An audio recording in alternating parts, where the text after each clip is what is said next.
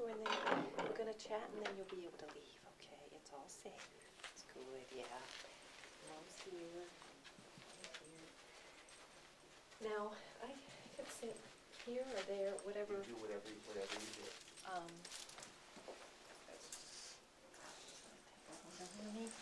And with dogs, and Bingley seems more passive, so that's helpful. Sometimes I feel comfortable sitting on the floor, which is fine. With other dogs that are a little more assertive and active, and they want to keep licking me or hitting me in the nose, I stay in the chair. But I think he's going to be okay. We'll plop down here. All right. Are we ready? We're going to just start. You say. Oh, wait, you know what? Sorry. I wanted to have my tape recorder going, just though to hear what you said. Oh, okay. And of course, I put it in the other room. I'm so sorry. Let me grab it. I left my digital thing. You know what? Okay, you go out. You're going to come right back to me, okay? Okay. No, we're not leaving yet. I'm stuck like glue to you. I think I'm one of them. It'll be difficult. Bingley and Maria, thanks for being here today. Oh, thank you. Typically how I begin is I just need a moment of silence and I connect with Bingley, ask for his permission to communicate with him. Typically I get that. And then the first question that I ask is there anything you want to tell me? And I'll convey that to you. It comes to me in pictures and feelings. And then after he shares a little bit, whatever he wants to share with us, then I will ask you what questions you have for him or anything that you want to tell him. And if you're ready, I'm ready. Okay.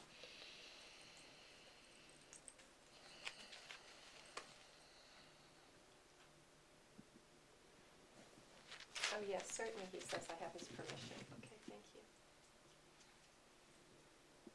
And he may also walk around the room. This is not unusual. He doesn't have to be sitting in front of me.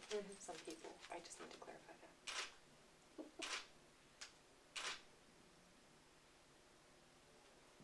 He wants to know what's going on here. I'm going to tell him this is about him and that we want to understand him better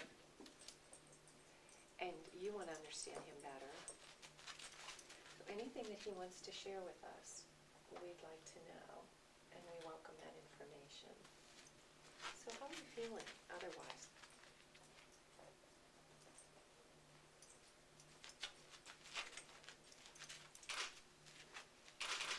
He gives me the feeling like he's very happy to be with you, and there are parts of him that feel a little shy or reticent, and there are other parts of him that feel like they're not yet coming into full blossom yet, like he has potential that he hasn't fully tapped into yet in his emotional life or his emotional self. And he trusts you, and he's going to, I don't say feed off of, rely on your level of confidence. And as you are feeling confident, he's going to feel confident. Do you understand? Okay. There we go. See, relaxed. This is typically what pretty happens when we amazing. start to communicate. Sorry.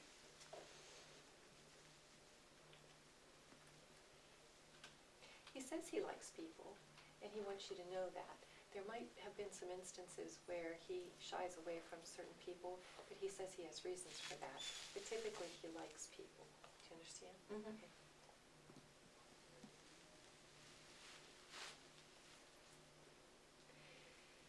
He is a very sensitive dog, and he likes a calm surrounding, and he doesn't like a lot of noise or hectic activity. So the more that you're able to provide that for him, and constancy is the word that I'm hearing, in the way of consistent routine, it gives him assurance. I feel like, I don't know what the beginning of your story is or his with you, but he gives me a feeling of chaos before being able to find some sense of consistency, and he's grateful for that with you.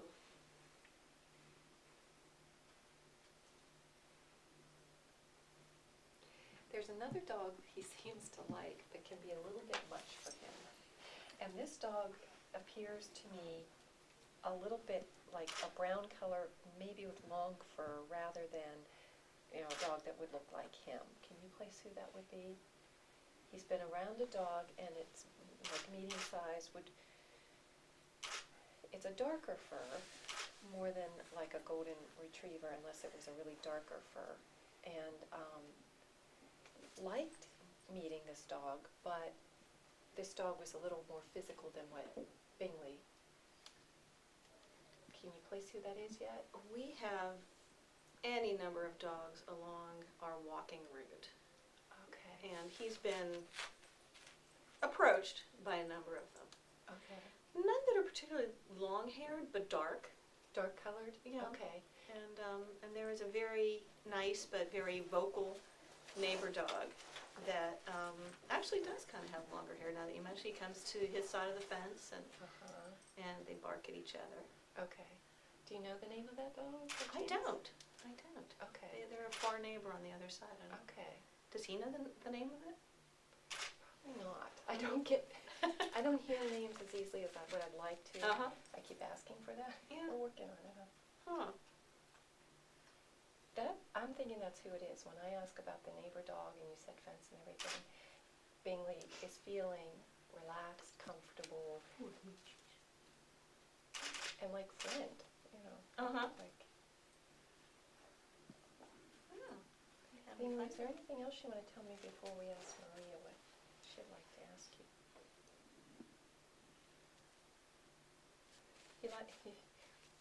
He tells me he likes the smaller food.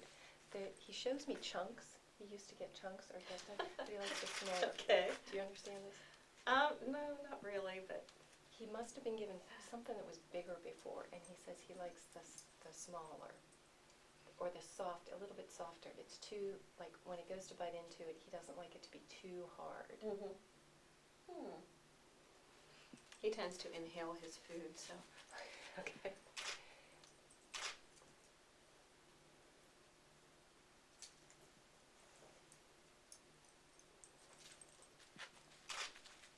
He's also showing me an image where he liked to outside, or he likes outside.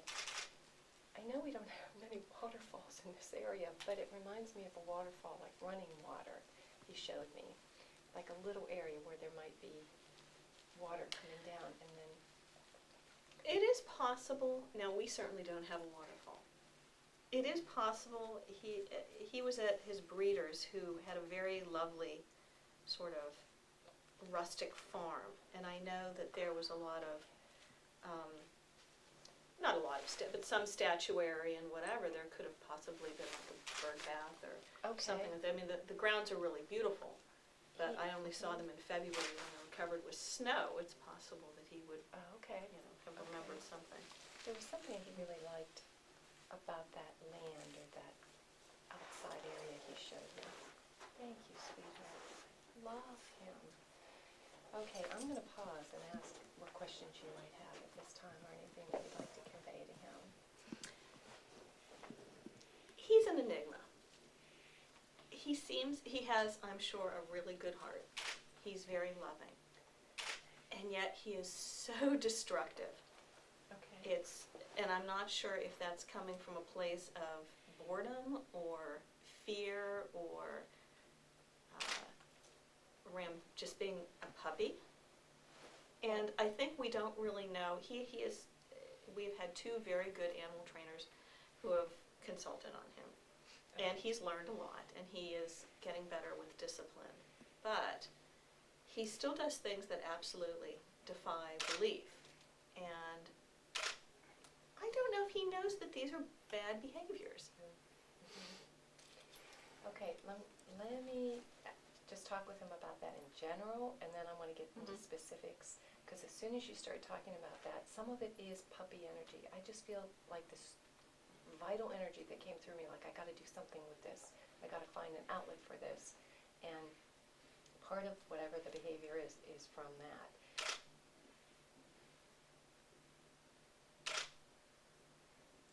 He He says that he is very intelligent and he does like to be stimulated, so he does need that kind of learning.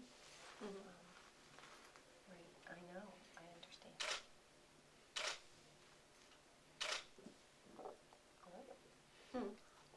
I'm sorry. I mean, I do think he's smart. We've had a number of different breeds over the years, but again, Give me a behavior that's happening, or a destruction that's happening, so I can talk with him about it and tell him that maybe that's something you don't want him to do, and we need to rechannel that energy into something else. why would he chew the walls? Why would he chew the frame to the dining room window? Okay. I mean, these are big wood and plaster and whatever, and yet he has other things to chew on, but Mhm. these are just Okay. strange things, I think. Okay. Bingley, Marie would like to know why you're chewing on the wall and the window frame. Yeah, it's like between a nervous energy, I don't want to say nervous, but like I got to get this energy out. And I'm going to tell him that what we need to do is redirect that chewing behavior to a toy.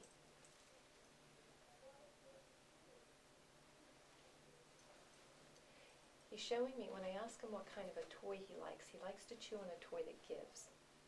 Like not a really hard one, but one that gives. Do you know Mm-hmm. what can you give me an example of one that he particularly likes that you know of? Well, there are any number of squeaky toys that when you chew them, Any they number make of them? squeaky Okay, noises. so he has a number. Believe me, he and Okay. the other dog do not lack for toys. Okay, so let me So it could be. tell him that.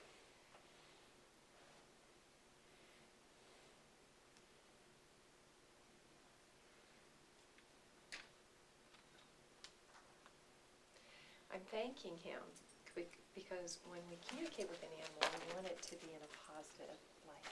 So I'm thanking him for chewing only his toys, especially the squeaky toys. And thank you for letting the walls be intact. It's important that you focus only on your toys when you feel that extra energy that you need to chew.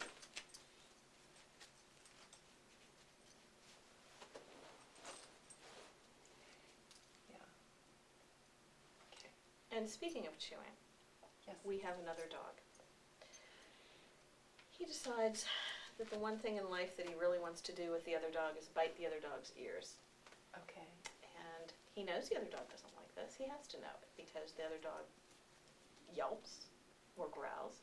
Okay. And yet, kind of curious as to why he doesn't pick up that Part of it he he's shouldn't be feeling doing like it. he's the alpha, like he's the boss. He wants to be the boss. What is the name of the other dog, please? Pre. Pre. So Bingley, how do you feel about Pre? Well, two things. He's his playmate, but his play toy is the way he brings it. He's his play toy. Well, with Pre, we need to ask you a special favor. It's okay if you interact and play with Pre, but please only play gently, and the ears are off limits. Gentle. Licking is okay. Biting is not okay. You know, and part of what's going on with he and Pre has the opportunity to develop a little more chutzpah, is what I want to say, in dealing with Bingley. So when Bingley's doing that, it's important that Pre says, don't do this. This is not okay with me. And as much as I'm going to keep explaining to Bingley, thank you for keeping your mouth to yourself and being gentle, there is a relationship dynamic that they'll both have an opportunity to learn and grow from each other. It's intended to be complementary. Do you get any idea off of him why, even though he gets raked in the face by the cat's claws, he keeps bothering the cat? Does he just not understand? What is the cat's name? The cat's name is Albert. Okay. Again, he's very open. He wants to be right there, he says.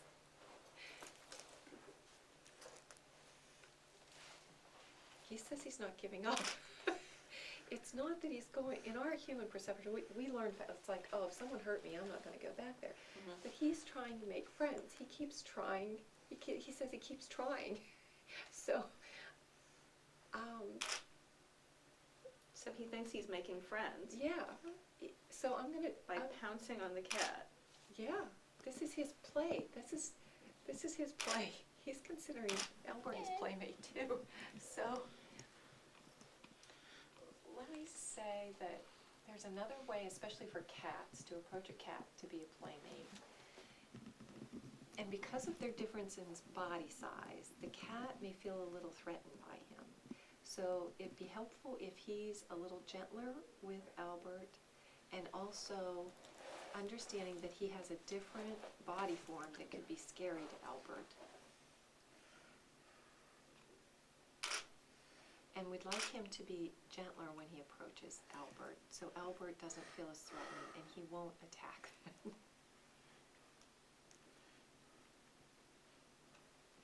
And it's just persistence. He's saying he's not a slow learner. It's not like he doesn't get it, doesn't understand it. Mm-hmm. He's just going to be persistent about this. He's very because willful. He wants it. Not willful. He doesn't feel willful to me.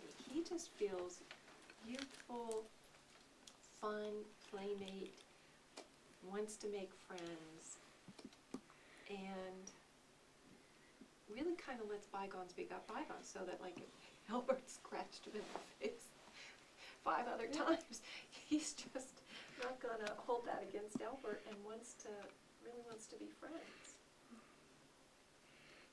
Do you sense that there's anything that he would like to tell us that he wants?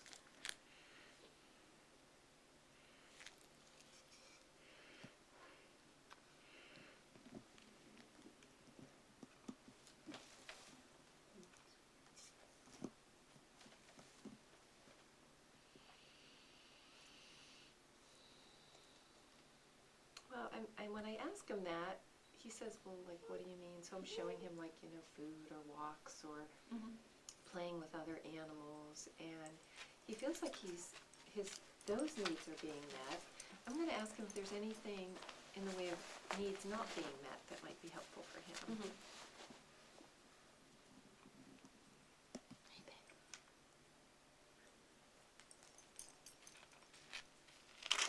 He's showing me a man that he misses, or that he enjoyed being around. Young man. Like, a kind of a deep voice, not a high-pitched voice.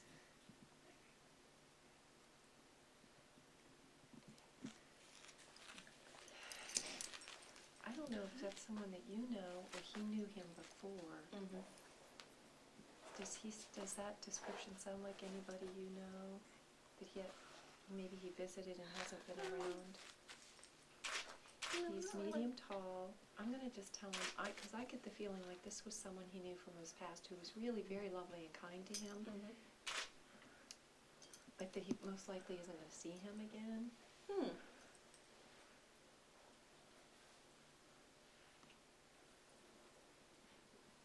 Was one of the trainers a man? No. Did I get those? Was there a man with one of the trainers, though? No. Okay. Do you mean? Oh, look. Because it's someone from the past. I was just trying to place it, who he is. But I'm just telling him that when we ask him that question, that's who he showed me.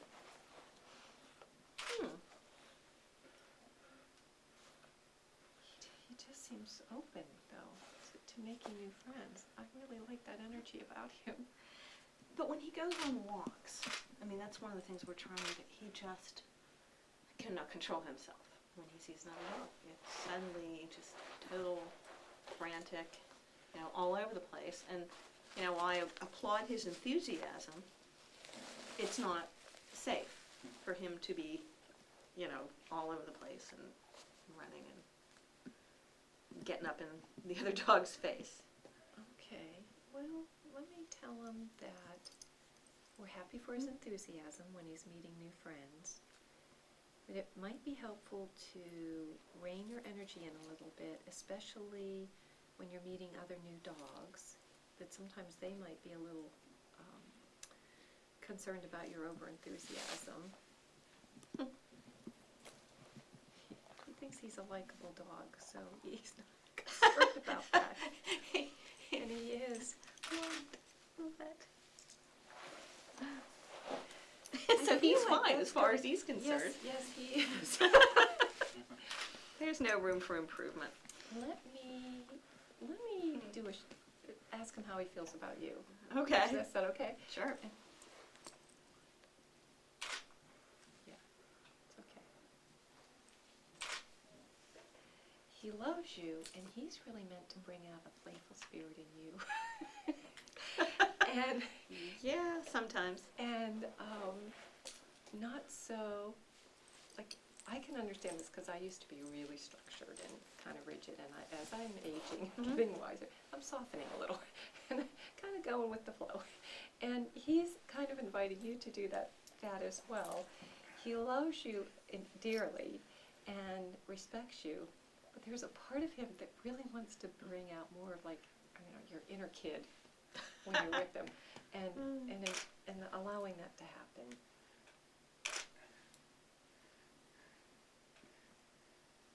Have fun. He's like, it's about have fun. Well, it is. His timing is never good, though. I'll be trying to do something for work at home, or even finally settling down to not do, to just watch television or whatever, and that's when he drops a tennis ball at my feet 15 times, even though 15 minutes earlier I threw the tennis ball for him a million times.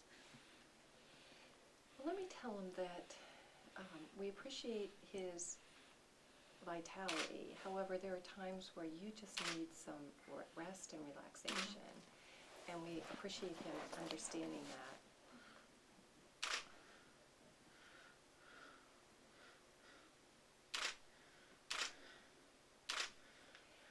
I get a feeling, do you know how old he is? Mm-hmm. I get a feeling that by the time he's about 3, that it's going to shift. Ooh, that's a long way to go. So, I'm going to invite you to be very patient and keep integrating and working with this energy, because there's so much vitality in him. But what I like about him, unlike other personalities with some dogs that I have met, they would really be bouncing off the walls in here.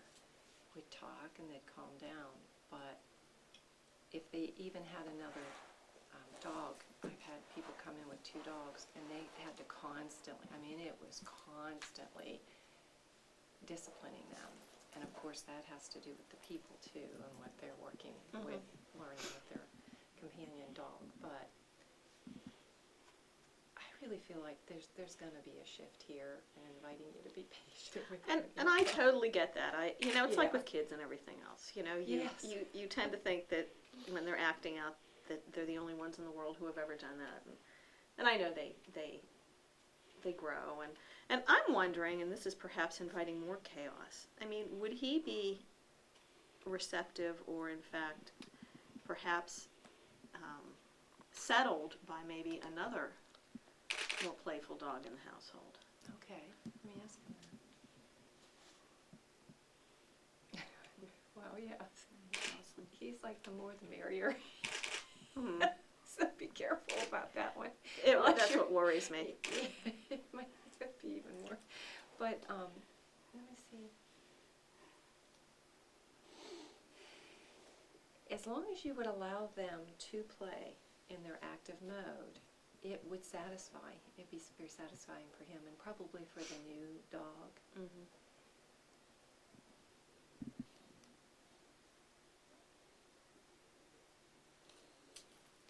And when I ask about him and Pre just either feels like older, or the energy is really different, because Pre Capri just feels more grounded, more laid back, and that's not where Bingley is coming from these days. So, although they can complement each Capri was the goofball, and now, you know, the tables are turned. Now there's this younger dog who's causing him grief. Because he also feels very healthy. I mean, I don't pick up anything. Uh-huh. He hasn't complained about anything when I ask him, does anything hurt? No, I think, you know, again, it's more settled or confident that he will eventually get the exercise and get the fun he wants, and he doesn't have to necessarily chew up the dining room while I'm at work. You know, when my husband gets home and finds every magazine that we own ripped to shreds on the floor. Mm-hmm. Well, let me ask this. Well, that part, that's, with the high energy, we could also use the word boredom. He needs, and like I said earlier, the stimulation, he really needs that in some way. I'm telling him that you're doing your best to give him enough walks and attention and playing with the toys and the other animals in the house when he can interact with them.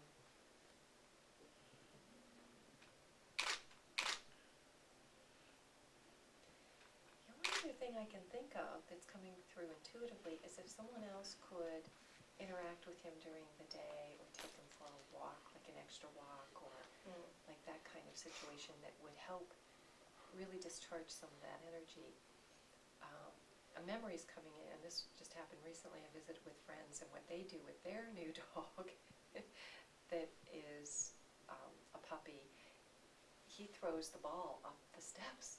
I've heard 10 that, times, yes. and it goes up, and it comes back down. And he's still not out of energy, but then they have a crate for him, and they put him in that area. But he doesn't want to be crated necessarily. If there could be one room, though, that you could dedicate during the daytime, I don't know if you already do that, but I'm also seeing that as sequestering him in one area. He does have that. Okay. And that's where I got that. He's systematically chewed up most of the furniture in those rooms. Well, he and I have had this conversation. All I can tell you is he understands. I'm hoping you'll see a shift in behavior, but this doesn't always guarantee that. And you're obviously doing everything that you know how, like getting with the behaviorists and such, getting in the training. It doesn't feel like there's a behavior problem according to him, like you said.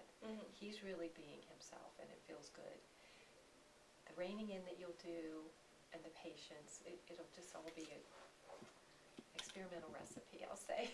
And you'll find what works for you eventually. And he will shift. But right now I'm just feeling that urge, such a vitality coming out in him that he needs an outlet for it. Yes. And I think part of the problem also is the other whippet we had was uncharacteristically sedate for a whippet. So from almost the time we brought him home, he, you know, he had his moments, but he didn't have these insane bursts of destruction that, or else I just don't remember it. Yeah, well, that's got to be frustrating. You come home and all that's destroyed. So let me tell him how happy he would be when he plays only with his toys, and when he finds ways of exerting this energy, exhausting this energy, in ways that make you happy. The walks outside, and the playing, if you throw him a ball outside even.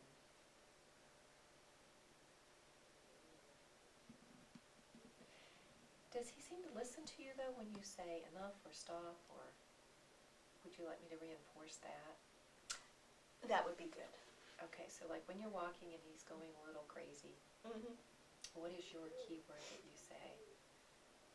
Well, If you have he actually gets, it's more of a positive reinforcement when he stops Right. being that, because according to the trainers, and I found actually that, you know, just yelling isn't going to do anything. Right. You know, he has I wish he has somebody could- keywords like wait or off or whatever, and he actually seems to understand those pretty well. But if he starts pulling on the leash, then I just stop and he doesn't go anywhere, so he realizes that he's got to stop Okay. doing these bets. So if there's another crazy dog and they're both, you know, barking and screaming, just saying no, it's just usually like, you know, say no, but he gets rewarded more when the moment he calms down. It's like seizing on the moments that he realizes that's good behavior. Oh, wonderful. So- Okay. So what I'm hearing you say, though, is something more along the lines of wait. Yes. That. Okay, let me reinforce that.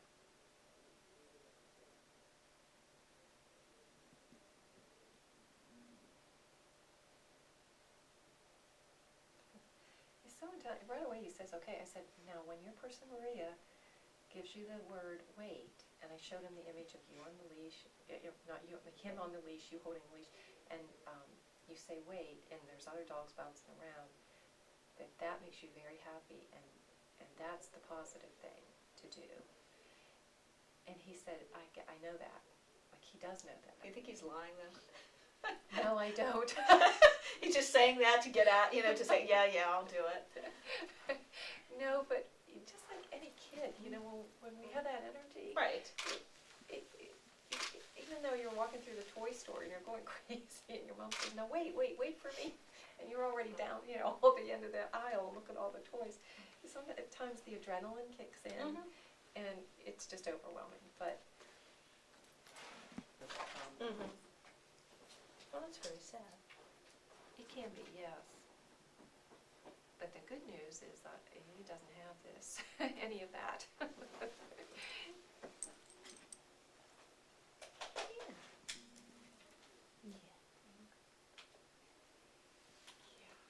He's just about joy. Well, I mean, that's great. But you know, sometimes we need that little bit of framework to yeah. I mean, manage that energy. I can't tell you.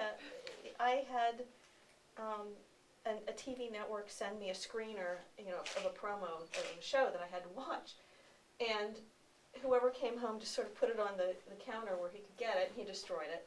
And then I had to ask them for another one, and then he destroyed that one too. So, you know, it's sometimes a little frustrating. Yeah.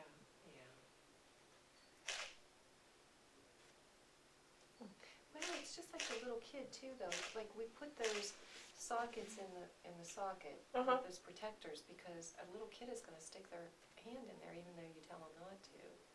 So sometimes it takes a little more awareness on our behalf then. Speaking of which, he chewed a lamp cord. Could you please tell him that that's dangerous? Yes.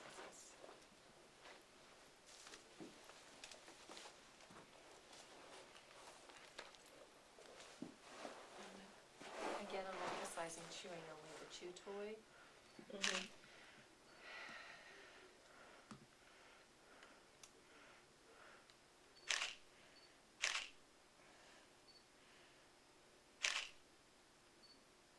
Okay, and then I'm telling him your commands of no and the wait, Mm-hmm. just to reinforce some positive, and showing him that cord, and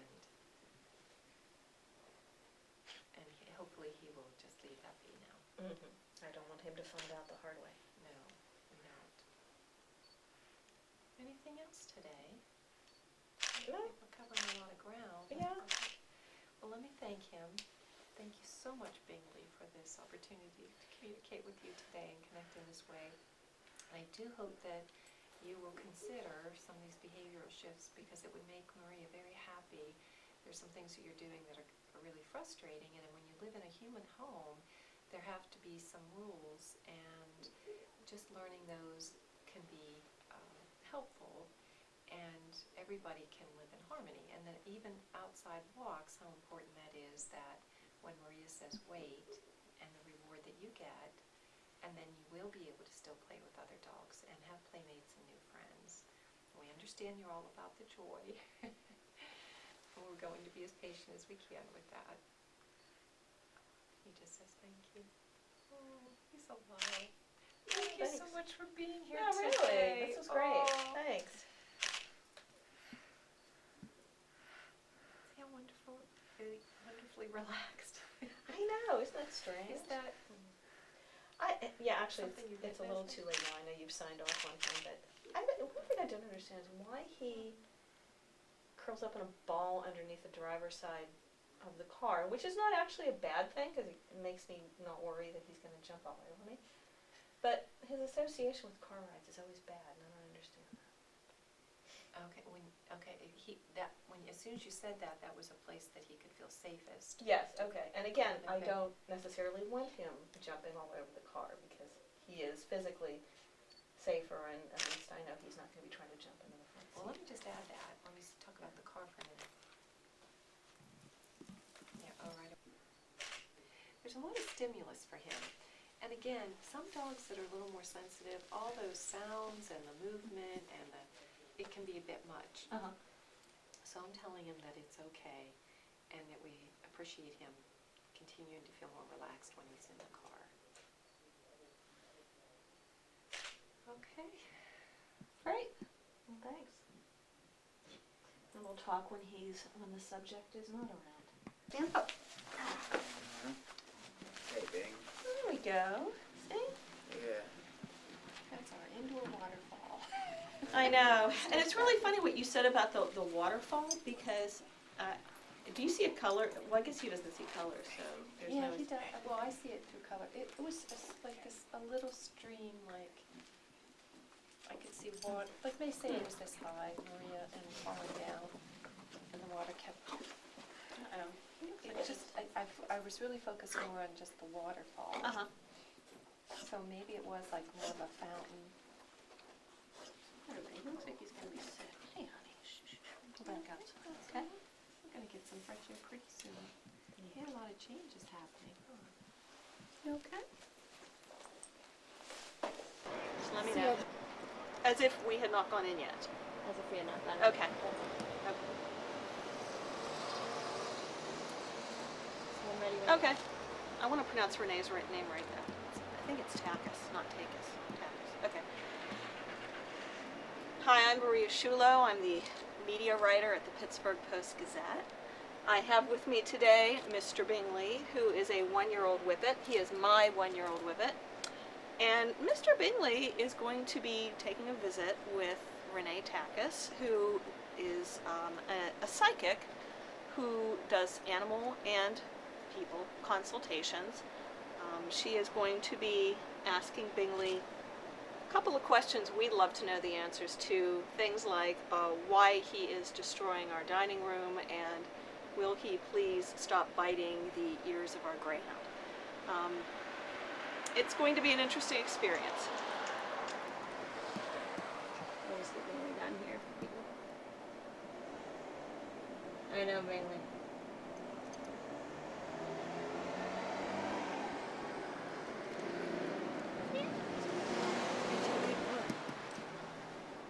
Would you mind doing it? I'm the media writer at the Pittsburgh Post-Gazette. This is Mr. Bingley, our one-year-old whippet. Mr. Bingley is a happy, healthy dog, but he has a few rambunctious tendencies that Renee Takis, who speaks to animals and also does psychic consultations, is going to be talking to him today. I'm really sorry, but just one more time. Yeah, I from know, the beginning. truck and everything, and I Yeah. screwed up. Okay. Ready? Hi, I'm Maria Shulo. I'm the media writer at the Pittsburgh Post-Gazette. This is Mr. Bingley, who is a one-year-old whippet. Mr. Bingley is here today in Mars, where Renee Takis is going to do an animal consultation, asking such important questions as what kind of dog food does he miss eating, but more important, why he is destroying our living room at home. We're going to talk for about, oh, sorry. Sorry. That's okay. That's good. That was perfect. You